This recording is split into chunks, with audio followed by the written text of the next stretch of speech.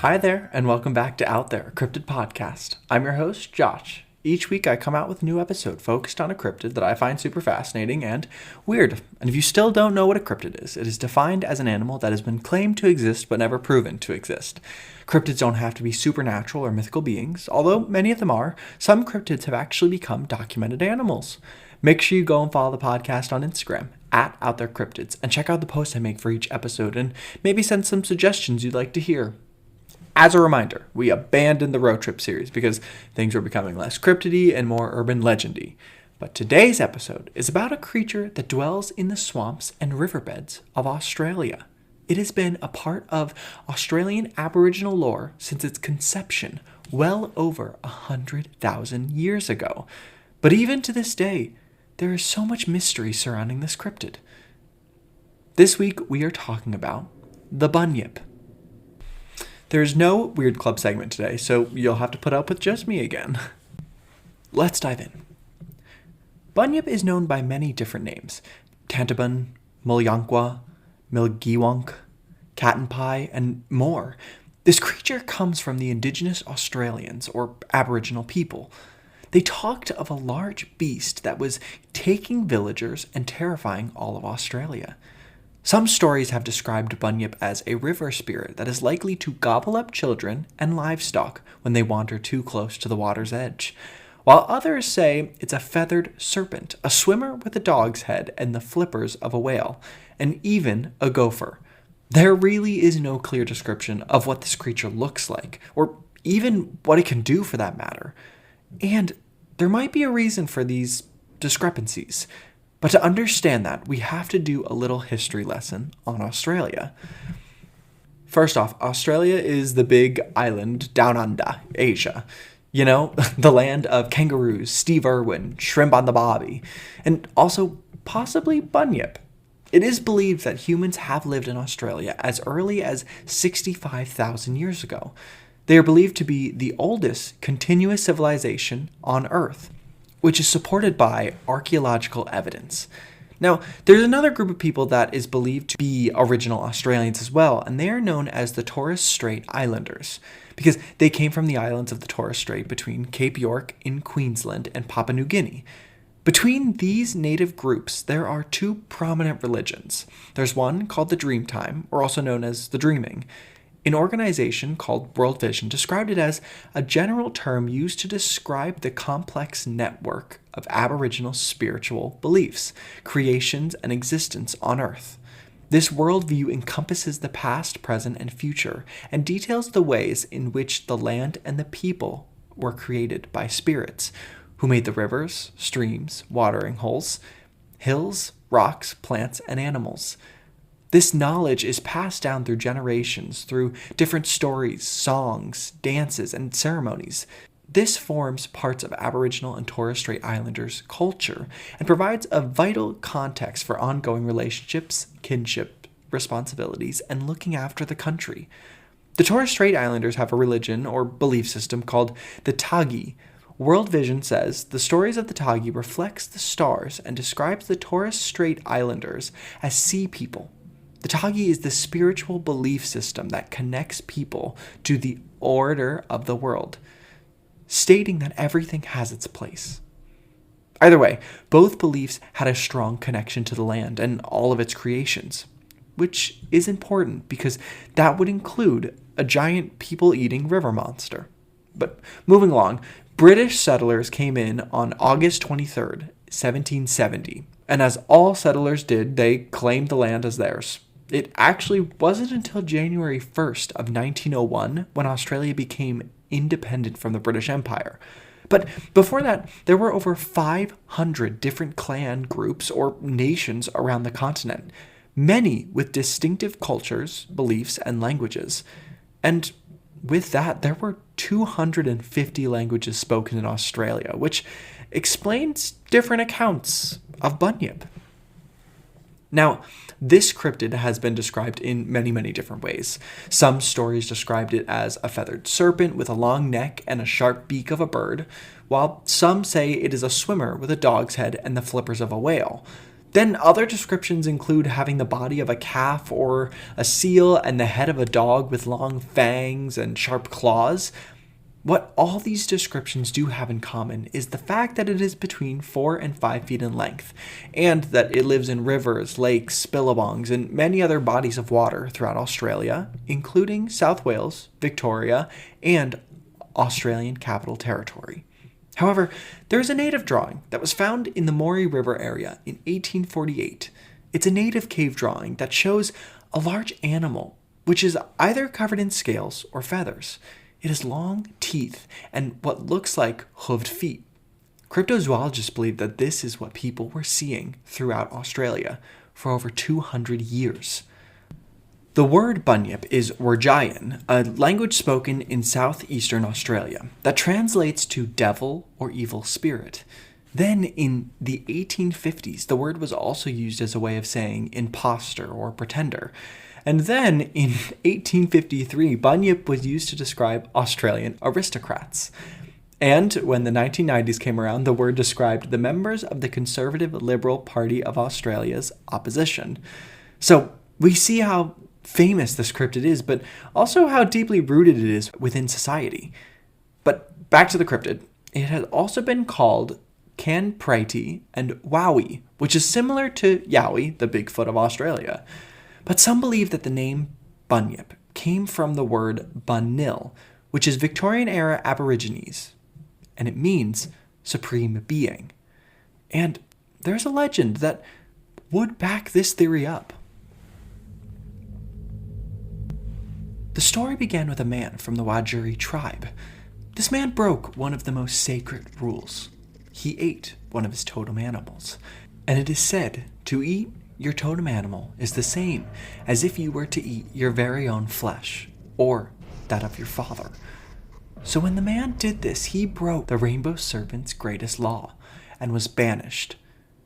Bami, the good spirit, sent this man away, never to return to the tribe. He had to pay for his crime. Well, the man turned into this evil spirit who is said to have lured tribesmen and livestock into the waterways where he could eat them. He was described as a 4-legged beast with milky white matted fur and a big bull head with large eyes. He is said to prowl the land looking for wrongdoers. Oh, and the man's name was Bunyip. The Wiradjuri tribe lived in New South Wales, which is in the southeast part of the country. They believed in totemism, which is a system of beliefs in which humans are said to have kinship or mystical relationships with a spirit being, such as an animal or plant. And there are different variations when it comes to regions and time periods, but the biggest rule is to not harm your totem animal in any way, shape, or form. But what is interesting is how powerful the connection is between a person and their animal. Apparently, by singing, for instance, the medicine man can send out his totem animal to kill an enemy. The animal is said to enter the chest of the enemy and devour their viscera. But Bunyip is believed to have some supernatural abilities. Witnesses claim that they felt like it was drawing them in against their will. People say that there are booming noises and loud roars when the creature is nearby. Now, there are many documented sightings, but most of them occurred in the 1800s, so there's no photo evidence. But there is a ton of witnesses with detailed stories of their accounts. But I want to start with some of the original legends that may have come earlier than the 1800s. One of the native legends of the Bunyip is a story about a creature that lurks in the water with its glowing red eyes. It was stalking a woman who went to fetch water from the river at night. While she was reaching her container into the water, the beast rose up out of the water, tearing off her arm. Her village went to look for her the next morning, but when they got back to the river, they couldn't find her, not even her body. All they found was a bloody black and red feather. Now, this story makes the Bunyip seem like it is covered in feathers, which is plausible because the original cave drawing depicts it as either having feathers or scales. We don't get a lot of insight into the creature's mind or process in this story, but there is another one that may give us a little more answers. The story begins with a young boy taken by a Bunyip in the middle of the night from his village. This village referred to its Bunyip as the old fellow, because it was there before the village, and they seem to know it pretty well. So the old fellow brings the boy to its cave. A brave, respected man from the village decides that he must go and find the boy and bring him back. So he decided he will go and save them. Before he dives into the water, though, he rubs dead body fat all over himself. Now, this wasn't really explained, but my best guess is that it masked the smell of humans so that the creature wouldn't be able to smell him coming. The man then dives into the water to find the cave. When he gets there, he performs a sort of ritual where he waves feathers and sings, which puts the Bunyip to sleep. And once the beast was asleep, the man grabbed the boy and brought him back to the village. So, I think the biggest piece of evidence we get from this story is the fact that Bunyip was there before the native people were. Keep that in mind, because when we talk about possible explanations, it'll come in handy. Now, let's move into the timeline of Bunyip. Our first stop comes with some actual evidence that may prove this cryptid is real. 1818, Lake Bathurst in New South Wales. Two explorers named Hamilton Hume and James Mahan made a discovery that put their names in the history books for forever. The pair discovered large bones in the lake. They described them as indicating the creature as very large, like a hippopotamus or manatee, but they couldn't prove it was either one of those two. It looked very similar, but not identical. Then, the Philosophical Society of Australia offered to pay for all expenses for Hume to find and bring them back a specimen of the unknown animal. But Hume did not return to the lake for various reasons. So, a possible skeleton of Bunyip? I mean, that is more evidence than we get from basically all of the other cryptids we have covered. And it was similar, but unlike any animal they had seen before. Oh, and the main reason for Hume not going back was because he was on another expedition for the governor of New South Wales to find new grazing land in the south of the colony, and also to find an answer to the mystery of where New South Wales' western rivers flowed. It wasn't anything sketchy like I thought at first. But anyway, this was the first time people started to believe in this cryptid. I mean, bones don't lie, which brings us to the next major discovery. Fossilized bones were found in the Wellington Caves during the mid-1830s by an explorer named Thomas Mitchell. The fossil was of some quadruped much larger than an ox or buffalo. Now, if you are recalling the original cave drawing, this seems to fit the description of these bones. Then Sydney's Reverend John Dunmore Lang came out and said that this proved the biblical accounts of the Great Flood, but everyone kind of brushed that off. What was more important was the fact that some settlers observed that all natives throughout these districts had a tradition of a very large animal having at one time existed in the large creeks and rivers, and most believed the animals still existed.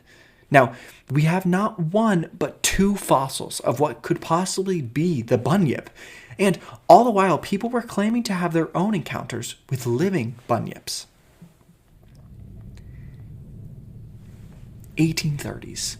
A steamboat called the Sophia Jane was making her way down a river when the captain of the ship saw something in the water. When he gets a better look, he can see it is unlike anything he had seen before. It was large, covered in dark, wet skin. The captain went to shoot the creature, hoping it was the Bunyip, but other crew members and passengers on board warned him not to do so. They claimed that if he shot the creature, he would die. He doesn't heed their advice and shoots whatever was in the water. To everyone, it looked like he really did kill the beast, but he was unable to recover the body. Then, later that week, the captain becomes very sick. His whole body is covered with oozing blisters. And then, exactly 2 weeks after he shot Bunyip, he died. So this story plays into the supernatural side of this cryptid, but it also could be from the original origin story of Bunyip being a native turned evil spirit. There were more sightings from even before this one, though. In 1821, a man named E.S. Hall spotted a creature with jet black hair early one morning in a marsh running into Lake Bathurst, south, in New South Wales. And only 5 years later, a group of settlers near Narrandera claims to have seen Bunyip crawling out of the lagoon. According to their account, the creature had dark hair. And then a year after this one, the Bunyip was spotted again in Dalby, described as having the head of a seal, a fish-like tail, and one small fin and one large fin. So one thing that I think we should really take into account is the fact that a ton of these sightings included dark or black hair or fur or skin. And in one of the native legends, the black feather was found. I feel that we can somewhat confidently say that Bunyip has something dark covering the creature.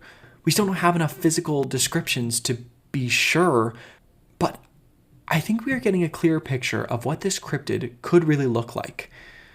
But up to this point, the legend and stories of Bunyip were just spread by word of mouth, until a new set of fossils were found, and a newspaper decided to take the leap of faith. July 1845. The Geelong Advertiser came out with a headline that said, "Wonderful discovery of a new animal." The article went on to say, on the bone being shown to an intelligent man, he at once recognized it as belonging to the Bunyip, which he declared he had seen. On being requested to make a drawing of it, he did, without hesitation. It went on to tell the story of the native woman by the river who was killed by the Bunyip, but then it also had a witness who survived an attack. The man named Mum Brown showed several deep wounds on his breast made by the claws of the animal. And then he told his story, and this was his description. The Bunyip, then, is represented as uniting the characteristics of a bird and of an alligator. It has a head resembling an emu with a long bill, at the extremity of which is a transverse projection on each side, with serrated edges like the bone of the stingray. Its body and legs partake of the nature of the alligator. The hind legs are remarkably thick and strong, and the forelegs are much longer, but still have great strength. The extremities are furnished with long claws, but the people say its usual method of killing its prey is by hugging it to death. When in the water, it swims like a frog, and when on shore, it walks on its hind legs, with its head erect, in which position it measures 12 or 13 feet in height. Other newspapers around Australia featured this story in their papers as well. This was the first time that the term Bunyip was used in a written publication, so this description is all over the place. I mean, I can't even get a mental image of what this man was describing. However, it does fit with other descriptions of the creature. And I have to say, I love that hugging it to death was the way he described how it kills things. That is like the least threatening way to phrase it. But, maybe the Bunyip just needs a hug. Anyway, moving along the timeline, there is another pretty big moment. So, in 1846, a skull was found by a settler from the banks of the Murrumbidgee River near Balranald, New South Wales. When the man showed it to experts, they suggested that it was the skull of something unknown to science. But when the man showed it to different native tribes, they said it was a Bunyip. The skull is in the Instagram post, and I honestly don't even know how to describe it. It looks like a cyclops creature, with the bottom jaw being much larger than the top.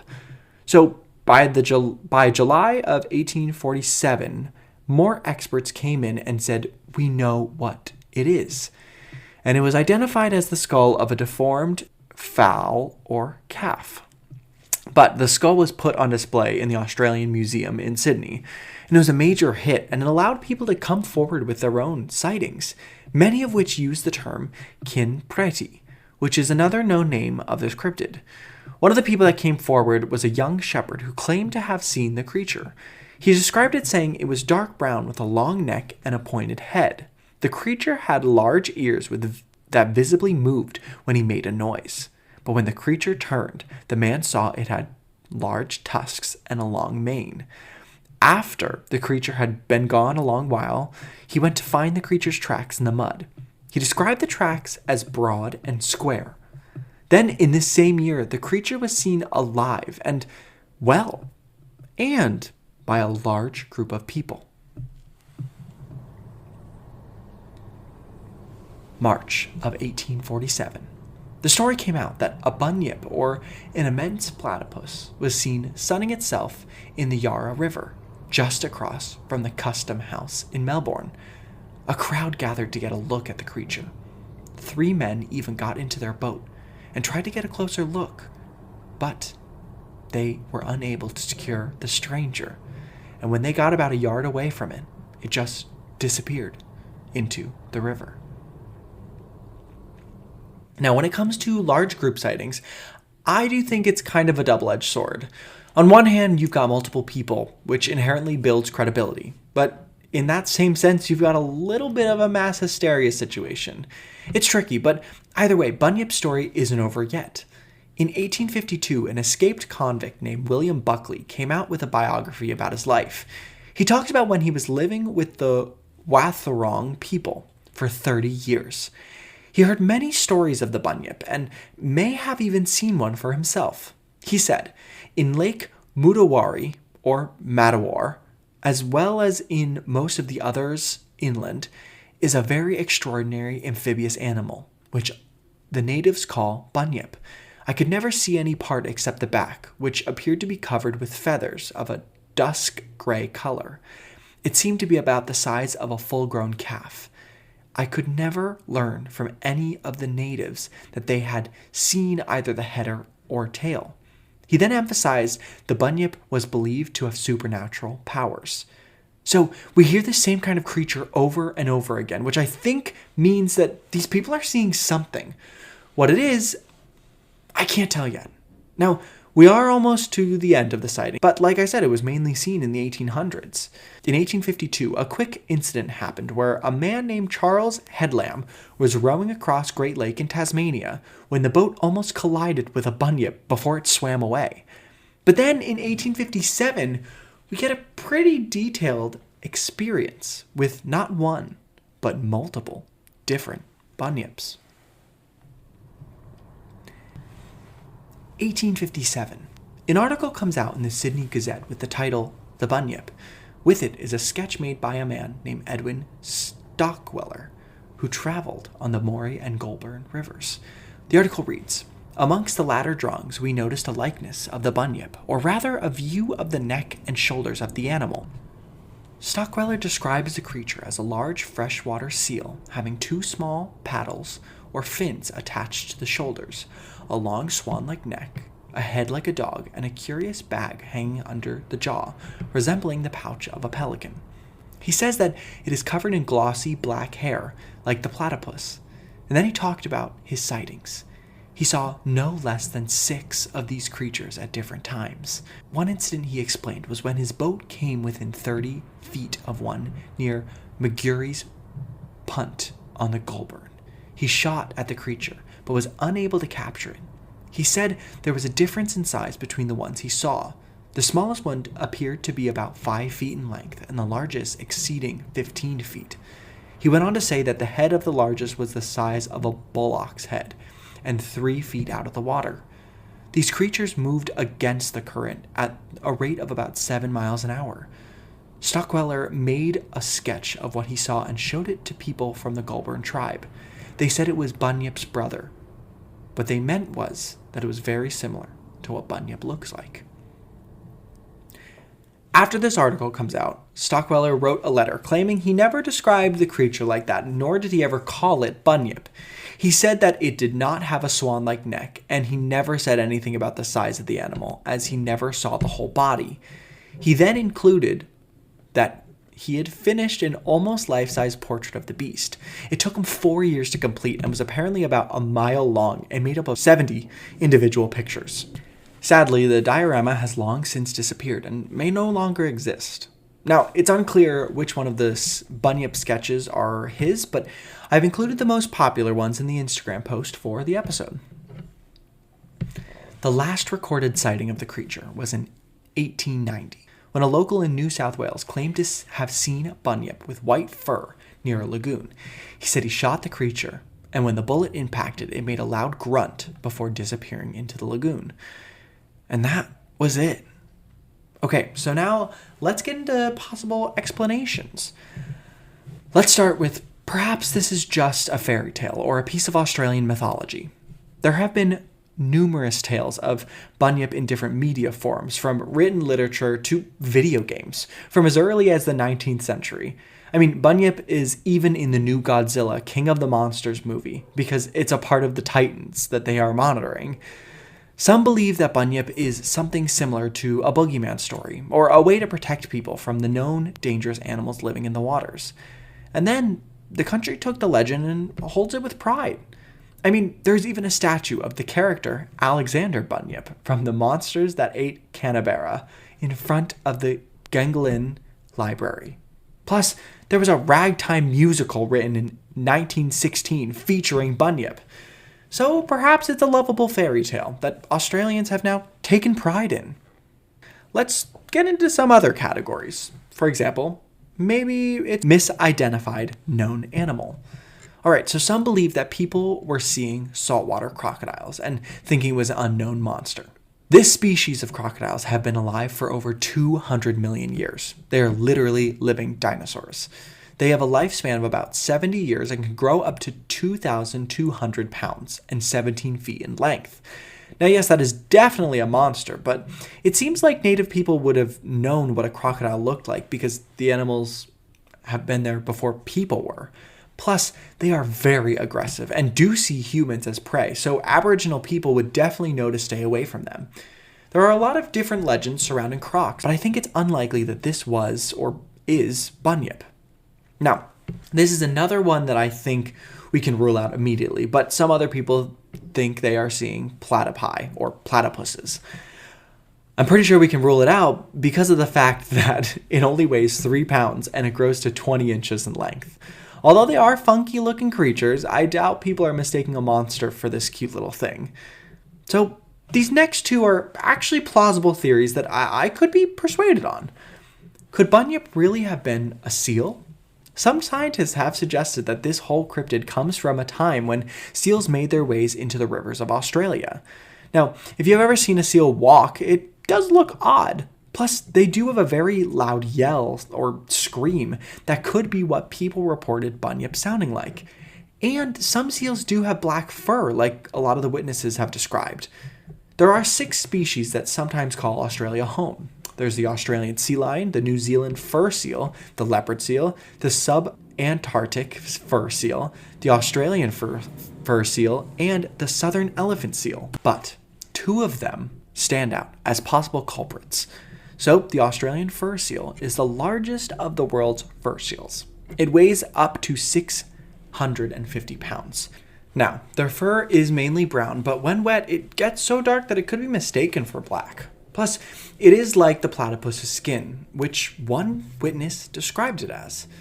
The same goes for the southern elephant seal, and they might be an even more likely culprit since they can weigh up to 1 ton. Now, seals aren't usually known to be dangerous to humans, although a leopard seal has been known to have killed at least one person. Usually these animals mind their own business. But if threatened, they will protect themselves or their herd. And for people who have never seen a seal before, they do look like strange creatures. I mean, they are basically half dog, half dolphin, or whale. Plus, seal fossils have been found from as early as 30 million years ago. But there is another odd-looking creature that sounds very similar to Bunyip. It's called the dugong. They are referred to as sea cows and are relatives of the Florida manatees. They can grow to a maximum length of 13 feet long and weigh about 400 pounds. Now, they are vegetarians and called sea cows because they use their strong upper lips to graze on sea grasses they uproot from the seafloor. They are believed to have been around for as long as 60 million years. Plus, experts believe that these animals are where the concept of mermaids came from. So we already know that early people saw these creatures as something abnormal or cryptid-like. They are, however, about as harmless as an animal of their size could possibly be. They are actually known as one of the most peaceful creatures on Earth.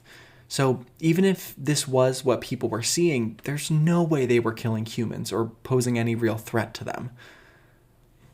Now, we are getting close to my theory, but we just have a few more things to go over. Maybe Bunyip was a species that was believed to have gone extinct. It should be said, however, that a lot of higher forms of mammals never reached Australia due to the land bridge from Asia breaking apart about 50 million years ago. However, there was one prehistoric creature that some believe looks very similar to what people are describing this cryptid as. It's called the Diprotodon. They were a gigantic marsupial believed to have lived in Australia about 2 million years ago. They were primarily land mammals, but were believed to sometimes have been found in a lake or watercourse.